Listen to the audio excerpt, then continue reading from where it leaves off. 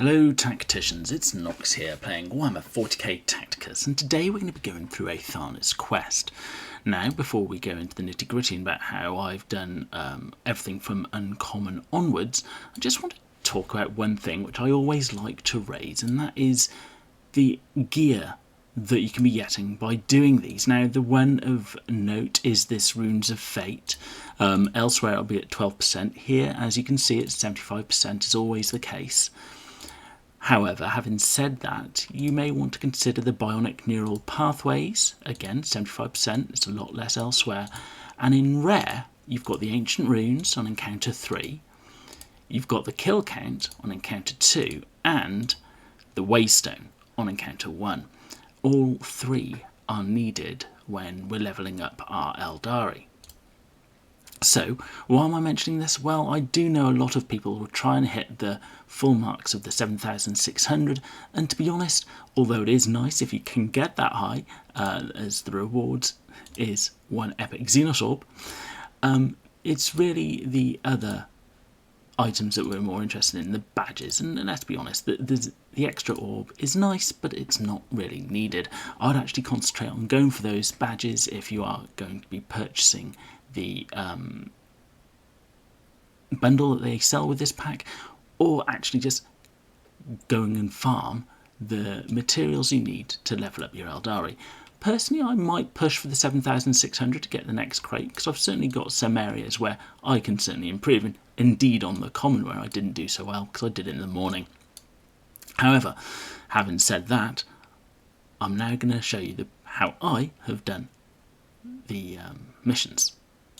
So I would like to say, as this starts, in all of these I've never actually used the legendaries Morgan Ra or Jane Zar. Every single one has been done with the common units, which hopefully you may have, and I will admit that all of mine are fairly well geared, all of which are at silver 1 or better. So here we go with uncommon 1.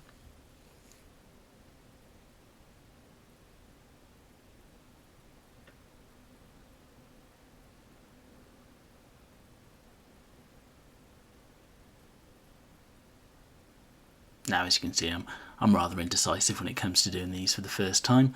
I like moving people around. And I ended up, I think, in this formation. No, we'll switch them around again. So the idea here is obviously just kill off the scarabs.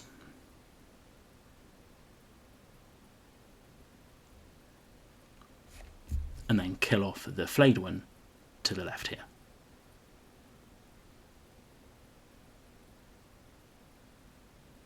Now, I actually stay out of reach here. It prevents damage. If you are going for the full marks, you want to try and keep your units as healthy as possible. I don't do that in all the cases, and in fact I think I fail on getting even a lightning victory in one of them. But obviously you learn from your mistakes and you can improve the next time round.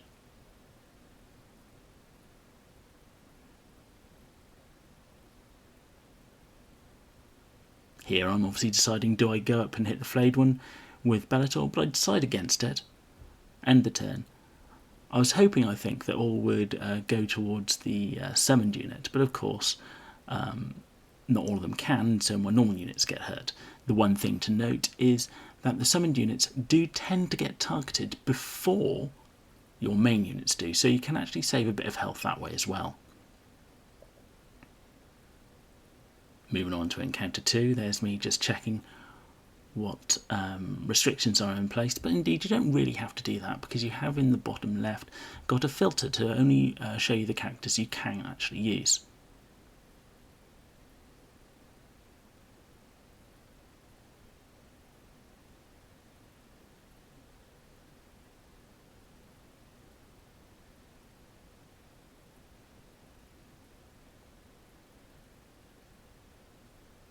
Now here I am. I was considering whether I put in the healer or not, and I do in the end actually add him in. The reason being, as I said, if you want to try and get maximum marks, you want to keep your units healed. And because I think this one was piercing, he was actually a good one to add in anyway, because he could do piercing damage himself and heal the units he's next to. Again, trying to keep away from the units as they come down, or up in this case, to make sure that I suffer as little damage as possible. Now, I think I do end up again taking a bit of damage here, which I should really gear up my healer so he's a bit better equipped to actually healing people than he currently is. But as I said, I don't chase those last few points, and I like just to try and get the 3 medals and getting the upgrades that the missions provide.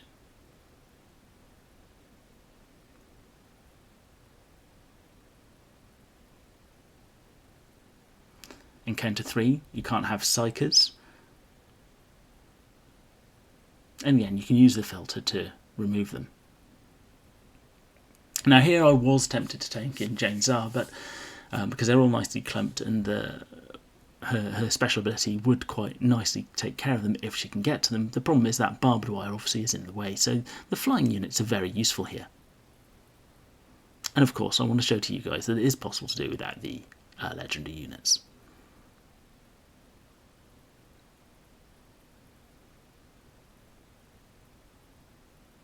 And again, the healer going in to heal any minor damage that I may take.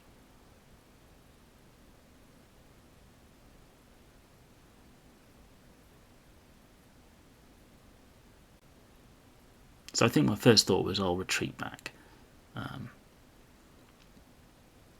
Don't think it really worked out for me here, because as you can see I got hit. Calendis managed to escape being hit by any of those, mainly because of the barbed wire. And then I summon in the troops and do as much damage as I can. Now this is a straight through, which says Aethanas is active. It's not overly effective, unfortunately, but it does help to be able to mop up what's left with the other units.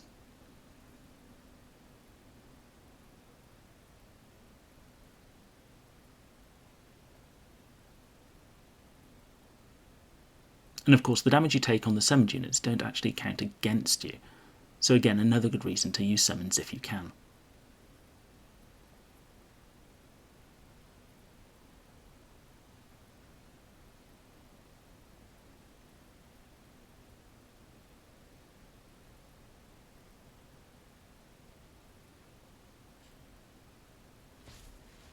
Here I am on this encounter, and I made a few mistakes on this encounter the first time round, so I was making a slight change, needing the snipers in.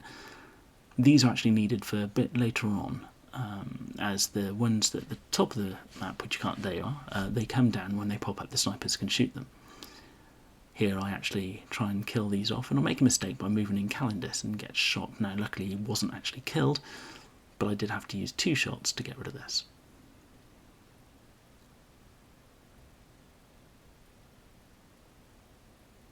There's me trying to figure out where to put him for best effectiveness. And Aethanas moves up. And of course, healing up the damage on Calendis. Now, as you can see, they dive down. And when they pop up, they don't actually move. So as long as you're far enough away, then you're actually safe from them, which is why the snipers come in use, because if you don't use them, they'll shoot them as they pop up.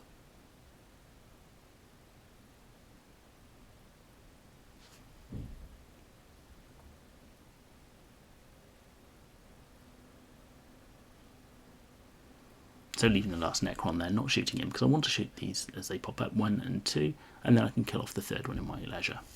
Nearly killed off the 3rd one, but obviously I need to heal up first.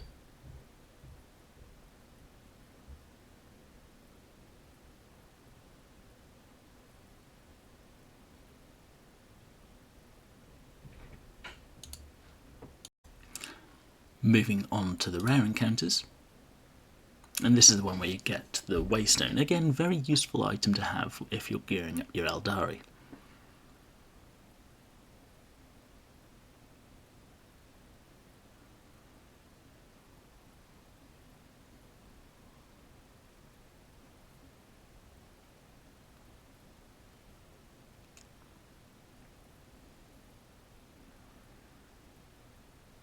Basically here I'm moving people across, doing some damage, knowing full well I'll need to heal, but the rest are a decent distance. Now there are 2 scarabs up there, which is why I believe I heal first. No, I move them across first, calling in the troops. and then I move to heal.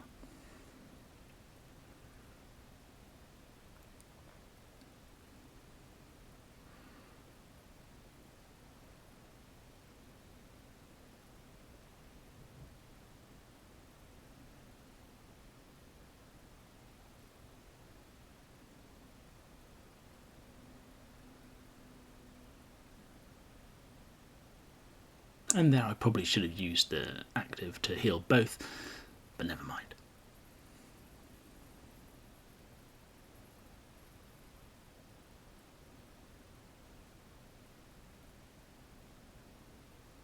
Oh, in counter 2 you can see you can get the kill count, again a 75% chance of getting that.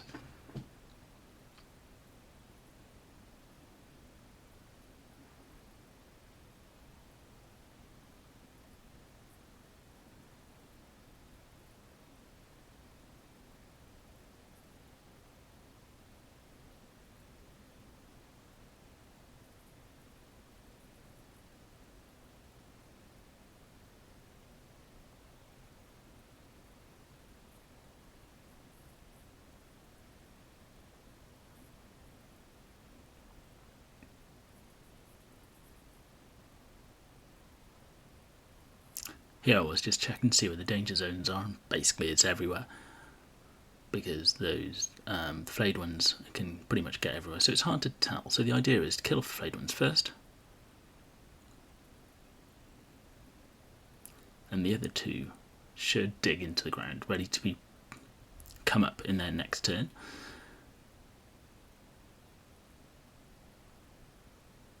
So there you go, one to dig. Oh, and the second one actually came in to hit me.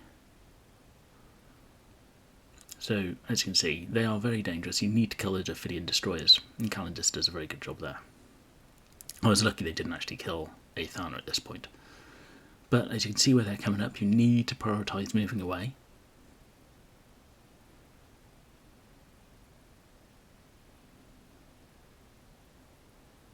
But before I did, I healed up, just in case they were on Overwatch.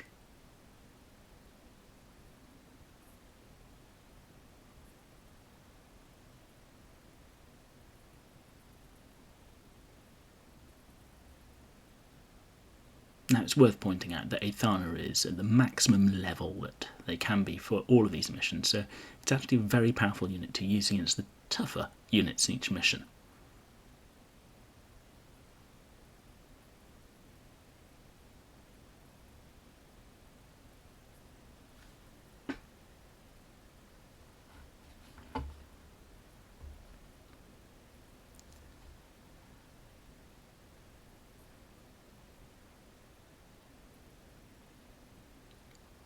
And this was another encounter which I needed to try a couple of times before I got it right.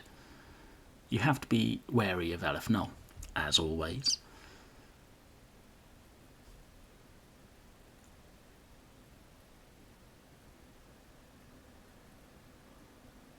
And ideally, I think you want Elefnol to come down on the left-hand side, or at least stay by the bridge, so you've got a good chance for everyone to be able to attack it in one go before they summon the scarabs, which is what I do here.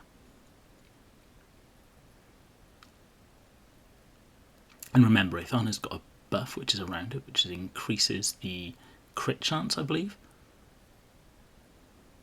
So it's useful to get your troops near her if you can to actually get that buff.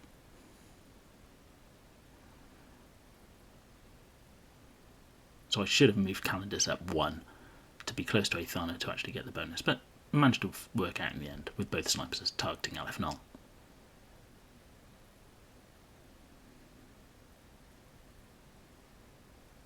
Unfortunately, with the explosion, I probably should have shot with both snipers first before moving in, because the explosion does damage everyone around it.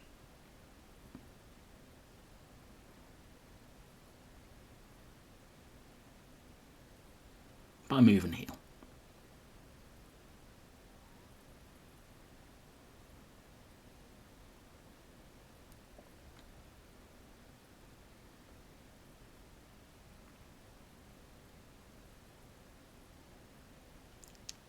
Going on to the epic. Always check how many of these items you actually have. I've got quite a few of these golden skulls. Now here I make an interesting choice. Now you see the flayed ones all lined up in a row, and it was like, well, let's get Aethana to go down them and use Varro to actually go the other way. That way I should be out of range of the Necrons at the top and kill every single one of these 4. So you do one like that, and then you kill all 4. But unfortunately one of them comes back for me. Now you've only got a limited amount of time to do this, so I'm not sure what the better way is of clearing this up. Maybe my Varro needs to be a bit stronger to take both of those out in the attack that he has, or maybe I needed to use the healer and Aethana to attack rather than to heal, because now I've missed out on the lightning victory that you can get. Something I'll need to revisit and see if I can improve upon on that one.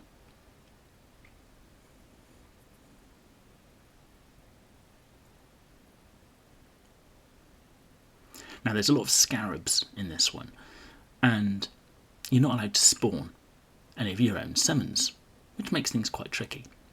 The worthwhile thing to remember is Bellator has 6 attacks which can take care of the scarabs, Aethana has 3, and Eldrian has 2. So between Eldrian and Aethana you should be able to get rid of the scarabs nearest to them, which you will see when I place them down.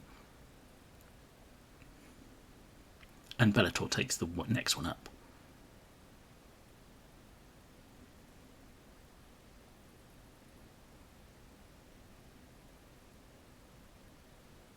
Again, bringing in that healer to try and get as many points as possible, and it's still quite a useful unit to have.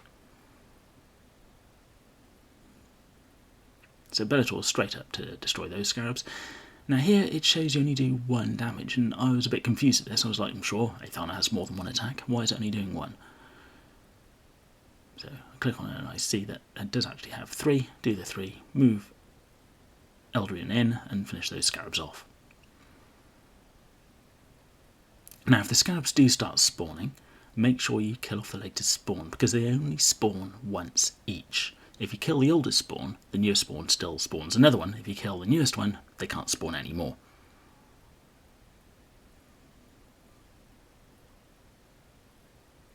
Again, Aethana doing the trick to go swooping over those. Move Eldrian away to hit 2.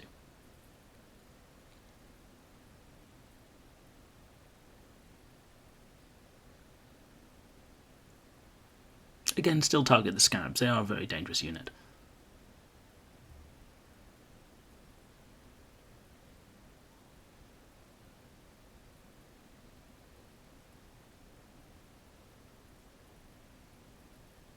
Moved Eldrian up there to help Aethana to get the extra damage buff from them to actually manage to kill off the unit there, whereas without, probably wouldn't have killed it. And finally on to the legendary. Now again, I had to have a couple of attempts at this one to actually get my 3 medals, and this is again using only silver 2 units. Actually, I think at this point Varro is actually silver 3.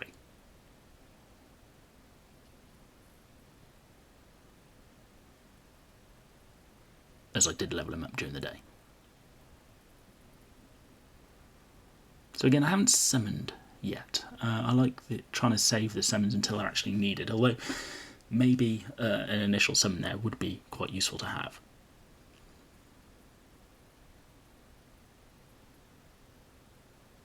Now again, putting Aethana in harm's way here is actually not that bad an idea. Aethana is maxed out, and although she does actually get a bit of a lot of things shooting at her there, it doesn't actually do a lot of damage, so it's not something we need to worry about.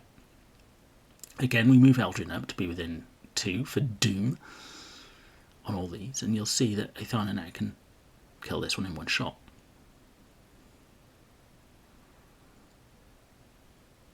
Varro does his hit 4 things in a row, doesn't quite kill any, but it helps Eldrian kill 2.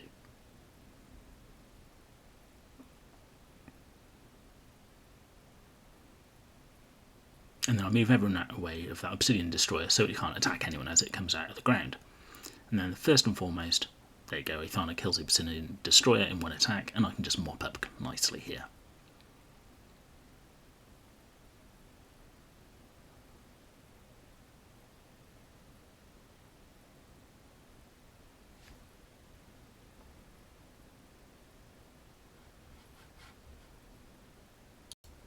Finally, how are you getting on in this quest? Do you enjoy these quests still?